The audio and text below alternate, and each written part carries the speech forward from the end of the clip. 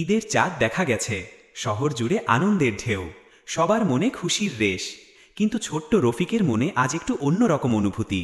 প্রতি বছরই সে তার বাবার সাথে হাটে যায়, গরু কেনা হয়, তারপর ঈদের দিন কোরবানি হয়। এবারও তার বাবা একটি সুন্দর মোটা তাজা গরু কিনে এনেছেন। রফিক সারা দিন গরুর পাশে ঘোরাঘুরি করে, তার যত্ন নেয়। গরুটির প্রতি তার এক ধরনের মায়া জন্মে গেছে। ঈদের সকাল, রফিক দেখল তার বাবা কোরবানির জন্য প্রস্তুতি নিচ্ছেন। তার মনটা কেমন যেন ভার হয়ে উঠল।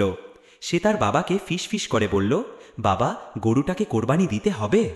বাবা রফিকের মাথায় হাত বুলিয়ে দিলেন। হ্যাঁ বাবা, দিতে হবে। এটা আল্লাহর নির্দেশ। আল্লাহ আমাদের পরীক্ষা করেন আমরা তার প্রতি কতটা অনুগত। বাবা রফিককে কাছে বসিয়ে বললেন, শোনো বাবা, কোরবানি শুধু একটি পশু জবাই করা নয়, এর পেছনে রয়েছে অনেক বড় শিক্ষা। হাজার হাজার বছর আগে আল্লাহ তার প্রিয় নবী ইব্রাহিম আলাইকে তার সবচেয়ে প্রিয় জিনিস কোরবানি করার নির্দেশ দিয়েছিলেন।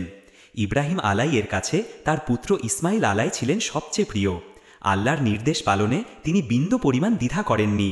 তিনি তার পুত্রকে কোরবানি দিতে প্রস্তুত হয়েছিলেন, কিন্তু আল্লাহ তা চাননি। তিনি শুধু তার আনুগত্য পরীক্ষা করতে চেয়েছিলেন।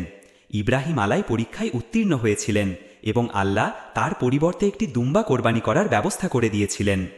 এই ঘটনা আমাদের শেখায় যে আল্লাহর নির্দেশ পালনে আমাদের কোনো দ্বিধা থাকা উচিত নয়। আমাদের সবচেয়ে প্রিয় জিনিসও যদি আল্লাহর রাস্তায় উৎসর্গ করতে হয়, তবে তা করতে প্রস্তুত থাকতে হবে। এর মানে এই নয় যে আমাদের সব প্রিয় জিনিস ছেড়ে দিতে হবে, বরং এর অর্থ হল আমাদের মন থেকে সব কিছুর চেয়ে আল্লাহকে বেশি ভালোবাসা এবং তার সন্তুষ্টিকে প্রাধান্য দেওয়া। বাবা রফিক আরও বললেন, আর কোরবানির আরেকটি বড় শিক্ষা হল ত্যাগ ও বিতরণ। আমরা যে পশু কোরবানি করি তার মাংসের একটি অংশ নিজেদের জন্য রাখি, একটি অংশ আত্মীয় স্বজনের জন্য, এবং সবচেয়ে গুরুত্বপূর্ণ হল একটি বড় অংশ গরিব, দুঃখী ও অভাবী মানুষের জন্য বিতরণ করি।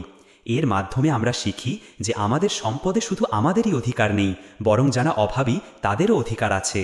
এটা আমাদের মধ্যে সহমর্মিতা, ভ্রাতৃত্ববোধ এবং সামাজিক বন্ধন তৈরি করে। রফিক মন দিয়ে বাবার কথা শুনল। তার মনের সব দ্বিধা কেটে গেল। সে বুঝতে পারল কোরবানি শুধু একটি ধর্মীয় রীতি নয়, এটি আত্মত্যাগ, আনুগত্য এবং ভালোবাসার এক মহান শিক্ষা। এরপর যখন কোরবানি সম্পন্ন হল, রফিক নিজেই তার বাবার সাথে মাংস বিতরণে অংশ নিল। গরিবদের মুখে হাসি দেখে তার মনটা আনন্দে ভরে উঠল। সেদিন রফিক কোরবানির প্রকৃত অর্থ উপলব্ধি করতে পারল। সে বুঝল আল্লাহর পথে ত্যাগ স্বীকারে যে শান্তি তা অন্য কিছুতে নেই।